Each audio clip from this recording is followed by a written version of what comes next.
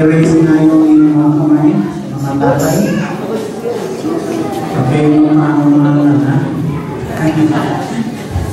Okay. Happy Father's Day po sa kanilang lahat, sa ating lahat. At worldwide, sinicelebrate po ang Father's Day. June 15. Okay? Tayo po ay nalagyan ng langit. Panginoong Yesus, salamat po sa umaga ito na hindi po kami tinipon at pinag-ingatan namin sa aming pagpunta po ito. Thank you, Lord, for the good night's rest. Thank you, Lord, for providing for all our needs sa mga nakaraan ito. Truly, your goodness and mercy shall follow us all the days of our lives, and we shall dwell in your house forever. Amen. Okay. Pag pinag-usapan po ang Father, meron po tayong kanya-kanyang kaisipan tungkol sa mga tatay. Kung mabait po yung ating tatay, naging maganda silang ehemplo sa atin, maganda po yung ating pananaw sa ating Diyos. When we call God our Father, no, meron po tayong nabubuong konsepto pag nakita natin kung paano din tayo pinahalo ng ating tatay.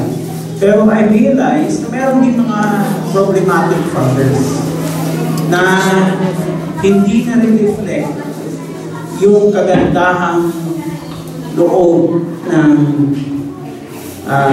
tatay natin sa lahat.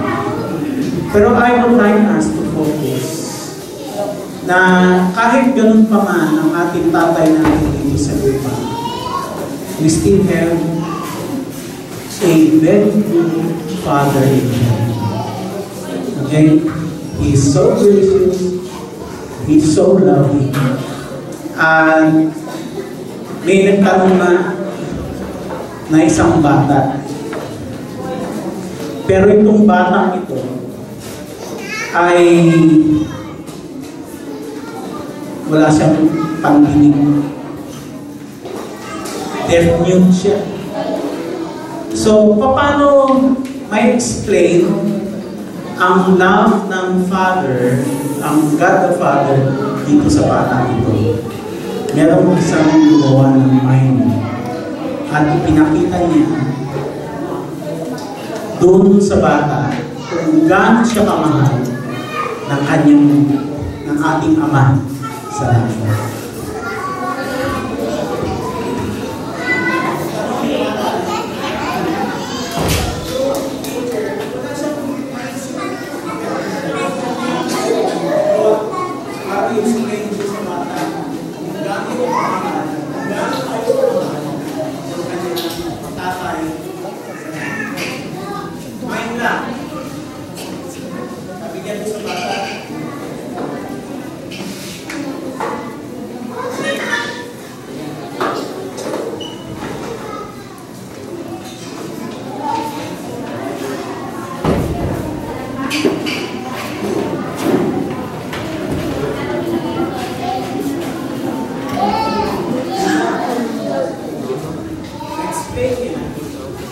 Yung teacher, explain yung teacher kung gaano kamahal tayo ng ating Ama sa langit. No greater love is this, than one laid down his life. John 3:16, for God so loved the world that He gave His only begotten Son. Not for so whoever believes in Him should not perish, but have everlasting life. Ganun tayo mamahal ng Diyos. Binigay niya ang kanyang sarili. May mayroon natin. Ang ating Panginoon, nung siya po ay nagpunta, bumaba dito. Meron siyang tinatawag ng piercing. Piercing sa head, piercing sa dalawang kamay niya, piercing sa paa, piercing sa side, sa pagkakas. Hindi madali magmahal. Because when you love someone, it entails pain, it entails sacrifice. God's love for you is displayed forever at the cross. Kaya pag nakikita mo yung cross, o nare-remind sa'yo, nire-remind sa'yo ng ating Panginoon, God loves you. He loves you so much. Okay? So whenever na dumataan ka sa mga o sumusok ka sa pagsubok, and you begin to question, ano ba? If you're undergoing trials at this time, and you begin to ask yourself, does God care for me? Ba ang Panginoon? May pakialam ba ang Panginoon sa akin? Because when we are in the thick of the problem, minsan, nafo-focus tayo sa problem, and we begin to do not see yung vision natin sa kindness ng Panginoon becomes blurred. Pero it's one thing to look down on your problem, and it's one thing to look up sa heaven. So, yan ang mga katanungan na pumapasok sa atin when we have problems. Okay? Does God really love me? How come I don't seem to see? Wala ko nakikita na pagpapahayag ng pag-ibig ng Diyos sa akin. God gave up His Son. And ito po yung sinasabi ko po kanina. They pierced. He was pierced for our transgression. His head sa crown of thorns. His 2 hands and feet may nails. And his side, yung spear ng Roman soldier. Tingnan niyo po yung nangyari sa ating Panginoon Jesus. Ano po ang pumapasok sa atin? Bakit kinakailangan lagyan siya ng crown na pinig? Jesus wore the crown of thorns on his head. May purpose po yan. So that he can have a sound mind. So that we become free from fears, sa mga takot. So that we become free from guilt. No? Lagi ka na lang ginugulo ng iyong konsensya, meron kang nagawang masama. Ang crown of thorns free us from depression, para hindi tayo ma-depress, anxieties, and stress. Okay? Do not be anxious about anything, but by prayer and supplication with thanksgiving, let your requests be made known to God. Pero tingnan po natin ang word na anxious or agony. Pag ikaw ay nag-a-agonize, ito ay isang klase ng kaisipan na wala ka nang maisip sa iyong sarili kung hindi yung problema ngayon at ikaw ay balisa. So, parang ano yan eh, sumasali ka sa isang patimpalak o contest. Okay? Nag-a-agonize ka, iniisip mo na yung problema ang dadanasin mo. So, ang definition ng agonizing or agony is properly the feeling of the athlete before a contest. Iniisip na niya yung kanyang sasapiting paghihirap. So meron kang great fear, you are terrorized, at meron kang kaisipan ng kamatayan, o pagkabalisa. Yan yung yung iniisip ng isang tao kapag siya ay sumusuong sa isang matinding problema sa buhay. Agony. Kaya po, agoniya, dyan po inamoy yung salitang agonize. Pero ito nga ba yung sinabi ng ating Panginoong Yesus? Maraming tao naghihirap, maraming tao ay balisa.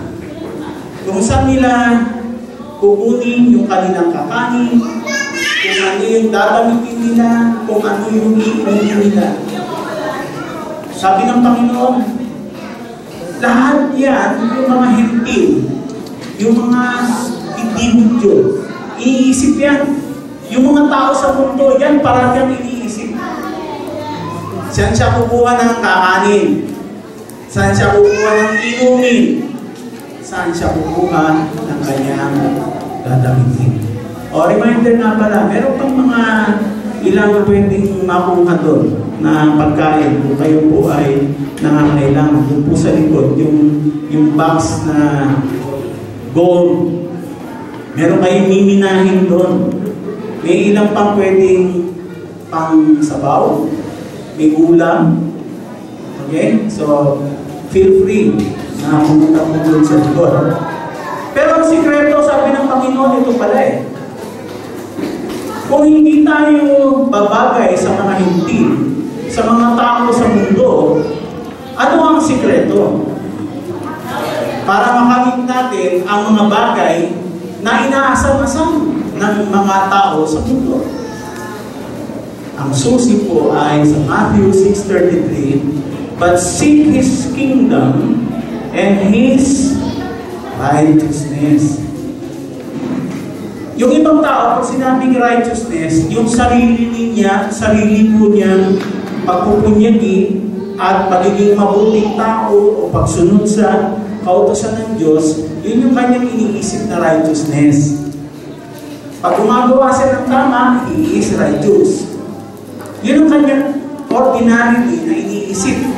Pag meron siyang ginagawang mabuti, sumusunod siya sa utos ng Diyos, he is righteous. Okay? Kapag hindi siya sumusunod, nagiging unrighteous siya. Hindi po yan yung tinutukoy dito sa Matthew 6:33. Ang tinutukoy po dyan is righteousness. Yung righteousness ng ating Panginoong Jesus na perfect, always perfect. Hindi po nagbabago, hindi po nagkakamali, hindi nababaluktot. His righteousness is always perfect. So dapat, yung kanyang righteousness ang ating iniisip. We have become righteous through Jesus Christ. So isipin mo parati, kahit na pa gumawa ka ng kasalanan, you are still the righteousness of God in Christ. Okay? So yun po laging iniisip. Yung kanyang righteousness nasa atin. Tayo po ay nakapaloob kay Jesus. So hindi na yung ako ang tinitignan ng Panginoon, kundi si Jesus na ang nasa akin. Yun ang pananaw ng Diyos sa akin. His righteousness.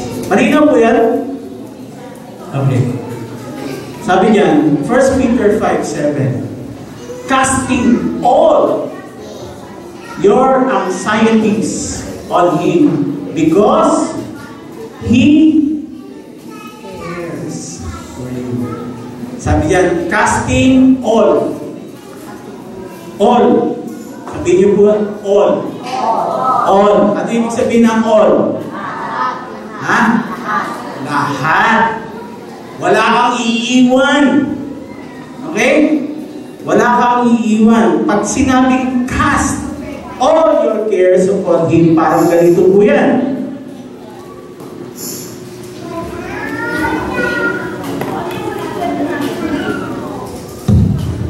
Madalas iniisip po natin, pagka tayo nagbibigay ng problema sa Lord, inihalay natin, dito, Lord, problema.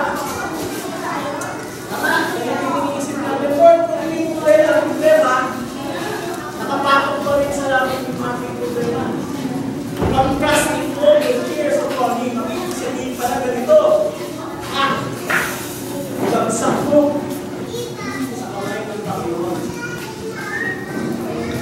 ibagsak ang lahat ng problema sa Panginoon. Casting all your cares upon Him. Because He cares. God cares for you. Napakainang isipin na ito. Sapagkat hindi po tayo ginawa ng Panginoon para pasalin ang problema. Hindi po tayo ginawa ng ganyan. Hindi po dinisenyo ng Panginoon na ikaw ay parang tumarga ng iyong problema. Pag kinakarga mo ang iyong problema, sino ang balisa? Ayaw. So dapat isipin po natin yan. Cast all your cares upon Him, for He cares for you. Sa Tuesday, yung aking may bahay na si Georgie ay mag-undergo po ng total hysterectomy. Kasi siya po ay na-diagnose na merong carcinoma o malignant cancer sa lining ng kanyang uterus. Si Georgie po ay cancer patient na since 1997. Pero brain tumor naman po yun. Tapos meron na po siyang naging mga siyam na operation o breast calcification. So, nagtububol po yung kanyang dibdib. And takot na po siya. So, isa sa mga bagay na ginawa niya ay nagsiliksik siya sa salita ng Panginoon. And this verse spoke to her. Sabi niya, I prayed to the Lord and He answered me. He freed me from all my needs. So ginamit ito ng Panginoon kay George yung all her fears.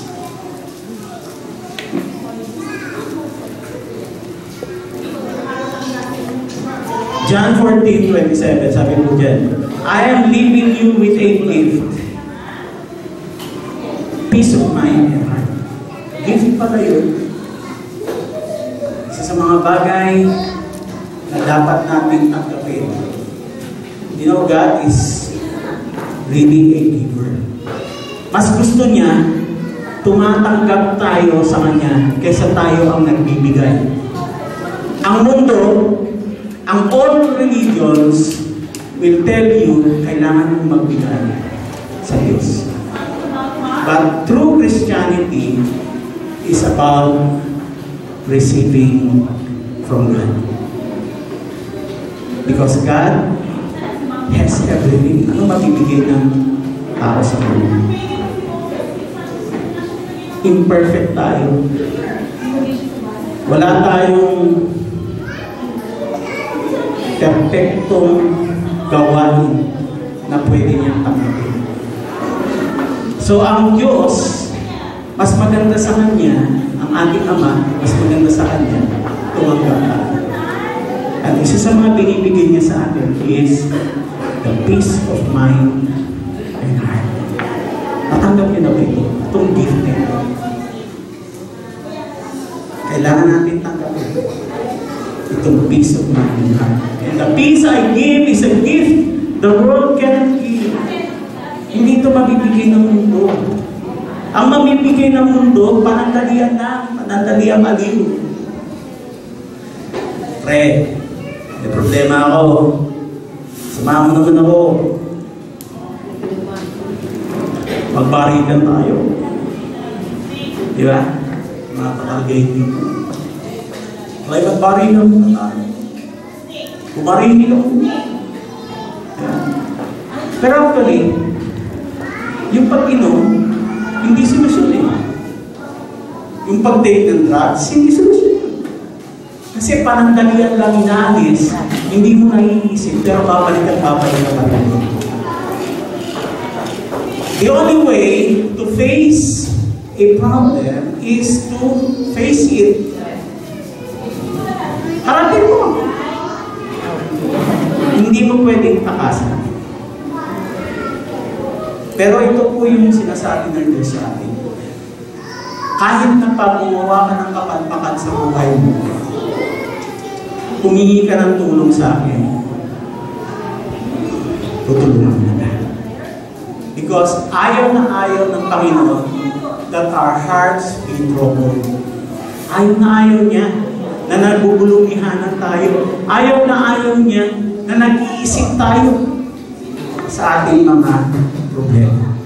Yung problema, cast it all to Him. Isaiah 35:4. Sabi niya, say. Sabihin niyo po, say. Say. Pag ilagyan mo yung say ng A, saya. Say to those with fearful hearts. Say to those with fearful hearts. Anong dapat sabihin? Sa taong natatakot, be strong. Do not fear. For your God is coming to destroy your enemies. He is coming to save you. Diba? Ang ganda. He is coming to save you. So do not fear. Jesus endured the torture of a thorny crown for this specific purpose. Lahat po ng frustration natin sa buhay, lahat ng kahirapan or difficulties, lahat ng pagkatalo or defeats, lahat ng affliction, lahat ng sorrow in life. Kaya po siya dumanas at rinown ang kanyang ulo ng thorns para maalis itong mga ito sa atin. He shed blood through His head in order for the curse of sin and death to be nullified in our lives, enabling us to receive the blessing instead. So, imbis na curse, pinalitan po ng blessing ng Lord. Yung crown of thorns, tinanggal ng Diyos ang curse sa atin. Sabi nga, cursed is he who hung on the cross. So lahat ng gaba, lahat ng iniisip mong pangkukulang, kahit ino, pag ikaw ay mananampalataya, walang effect na yun sa'yo. Amen. Di ba maganda yan? Walang gaba, kahit may mag-proclaim pa sa'yo, dahil ikaw ay mananampalataya, hindi na epektibo yung mga gaba na yun, yung mga proclamation na yun, yung mga curses na yun. Ngayon, dalawang kamay ni Jesus ay pinako. Alam niyo po ba, pagdating sa langit, ito lang yung man-made na makikita natin na gawa ng tao sa heaven. Because ito pong mga sugat ni Jesus na yan ay pinakita niya kung gano'n niya tayo at kung paano tayo pinatawad sa lahat ng ating mga kasalanan. May significance din po itong kamay. Saan po ginagamit ang kamay? Saan ginagamit ang kamay? Ha? Trabaho. Trabaho, di ba? Isa sa mga bagay na ginawa ng Panginoon, niliberate niya ang tao sa curse ng pagkawalang direksyon, pagkawalang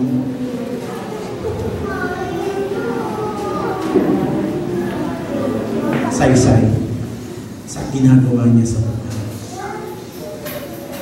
Nung pong nagpakita ang Panginoong Yesus sa mga disipulo nung siya'y nabuhay muli, sinabi niya kila Thomas, sinabi rin niya sa ilang mga disipulo, tingnan niyo yung aking kamay. Tapos ang sabi niya, peace be with you. Peace be with you. That peace is found in the finished work, typified by the pierced hands of our Lord. Peace be with you. Ibig sabihin, magkakaroon ka ng blessing sa gawain ng iyong mga kamay. Hindi lamang forgiveness for all your sins. Hindi lamang binibigyan ka ng konsensya na malinis. That is peace at rest sa Kanya. Kundi lahat din ng iyong gawain. They drove nails into His hands. God placed all authority in the hands of Adam and Eve bago sila bumagsak. Pero through disobedience, pumasok po ang lahat ng paghihirap dito sa mundo po natin. Kaya po hirap na hirap tayo sa buhay dahil sa kasalanan. Pero ang magandang balita ito po, Jesus' nail-pierced hands brought back our authority. Meron na tayong authority na magpalayas at mag-proclaim ng blessing. May nangyari po 2 weeks back. Sige na nga, tawagin ko si Maricel para siya magkwento. Mahirap po ako na nagkwento. Maricel, di ka? Si Maricel may gustong patotoo kung paano kumilos ang Panginoon. Kasi nilay hands namin yung kanyang walang namang bako wallet eh. And immediately may nangyari. Kinabukasan. Siya na magkwento.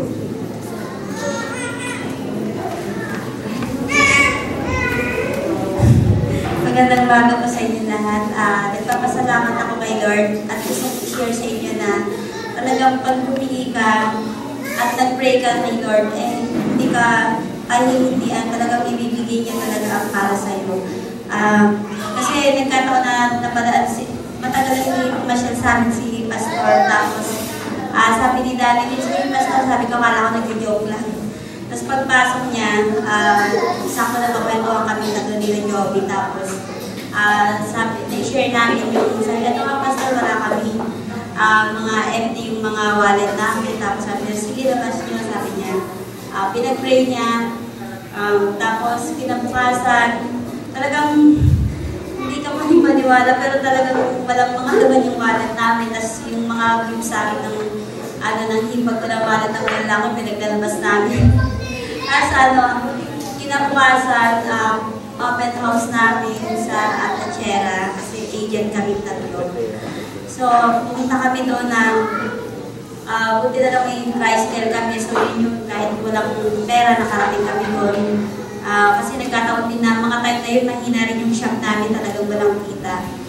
Tapos wala rin padala pa yung asawa ko. So, talagang kami, basis talaga kami. Pero kinabukasan, sabi ko, padaan-daan lang ako sa nagbibigay ng komisyon. Sabi ko, wala yata kami mga komisyon. Kasi parang hindi naman namin inaasahan yun. So, mga tinawag kami, Jesus, kasi hindi niya kami binigo. Kumbaga, yung pinag-pray namin ng gabong hapon na yun, para bang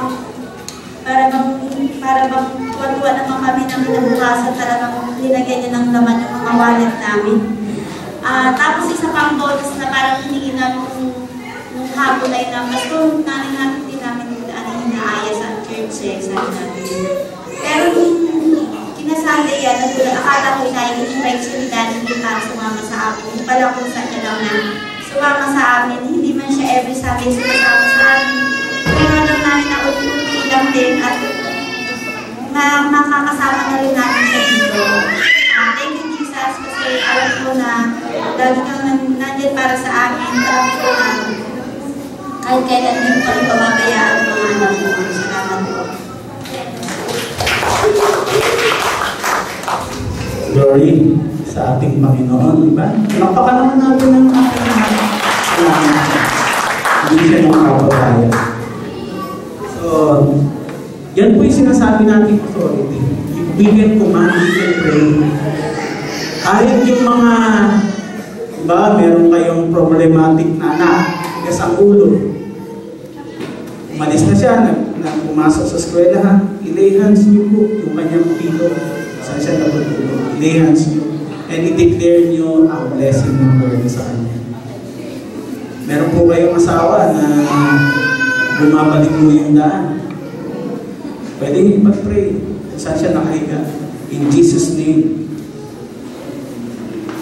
Hindi niyo ba alam kahit yung husband ninyo or wife ninyo na hindi mananampalataya is considered holy. Considered holy pala yan. Ayon kay Pablo sa Philippians. Because that person na kahit hindi siya mananampalataya is made holy through you. Naging holy siya through you. Kaya ipag-pray po natin. You have the authority to pray. In fact, binigay nga sa atin ng all authority to pray over the sick. Let's pray. Nagamitin tayo ng Panginoon to spread the good news. God is alive. God is good. God is good all the time. Amen. So, they drove the nails into his hands at binigay po ang authority sa atin. You can lay hands on the sick and they will recover because the authority has been returned into our hands. Kung tayo po ay sumampalataya sa ating Panginoon Jesus. So, maganda. Sa Old Testament, inawag po ang ating Diyos. Ang tawag po sa Kanya ay Yahweh.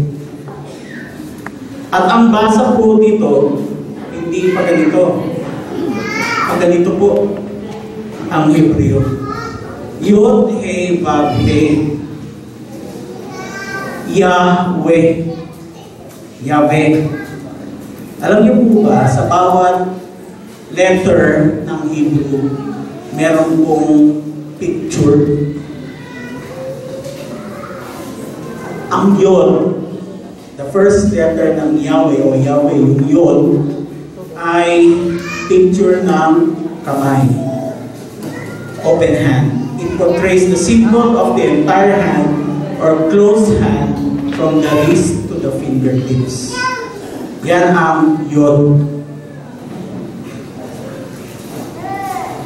Ang He is, ang ibig sabihin, an open window to behold, to show, or reveal. No? Ipakita. Yan ang ibig sabihin ng He. He is also grace. Okay? It's the 5th letter in the Hebrew alphabet. At ang Vav, 14 nail. Pako. Vav is a masculine and signifies a nail, a peg, or hook, signifying being nailed or bound together. And the last letter is He again, grace. Kaya po, pag binasa nyo ang Yahweh, ang ibig pong sabihin niyan ay, behold the nail, behold the hand. Or simply, behold the nailed hand. Gaganda pa yan pag nakita natin ang word na Yahweh is salvation. God is our salvation. Pero, kung i-combine mo sila, ang ibig pong sabihin niyan, behold the nailed hand is salvation. Behold the nailed hand is salvation. Yan na, di ba? Yan ang ibig sabihin ng ating Yahweh. The Roman soldiers drove spikes into his feet. Those pierced feet won back dominion over the places we walk. Kaya kung ang ating buhay ay naging maliko, pag tayo ay sumampalataya sa Kanya, dinidiretso niya ang ating buhay. Take note, siya ang nagdidiretso. Hindi yung misis natin, hindi yung kahit sino pa man. Walang makapagbabago sa puso ng tao maliban ang pagkilos ng Banal na Espiritu. Man was supposed to be the head and not the tail. Pero nung sumaway sila Adan at Eva, nagkabaliktad. But through Jesus shed blood, we don't have to be trampled by Satan. Ang nangyari kasi sila Adam and Eve nagkasala, ang naging God of this world, si Satan. Tingnan pa natin. Jesus' feet brought him to places where there was lack, diseases, rejection, condemnation, and even death. And those feet were nail pierced so that you don't have to be in those places. He has rescued you from having to accept and suffer these things in your life. Lastly, blood and water flowed out on Jesus' side. Ibig sabihin, ang ating Panginoong Jesus, medical science will tell you that means His heart was ruptured. Nagkahiwalay yung tubig at saka dugo. Okay? Sobrang suffering. Jesus died literally of a broken heart so that your heart can be filled with joy.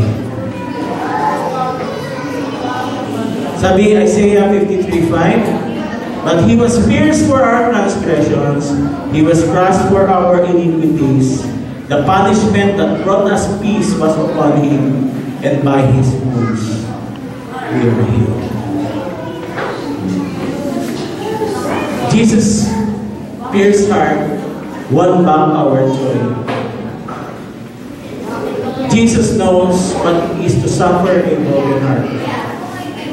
Not only physically in His death on the cross, but also through the betrayal and rejection of the very ones He came to love.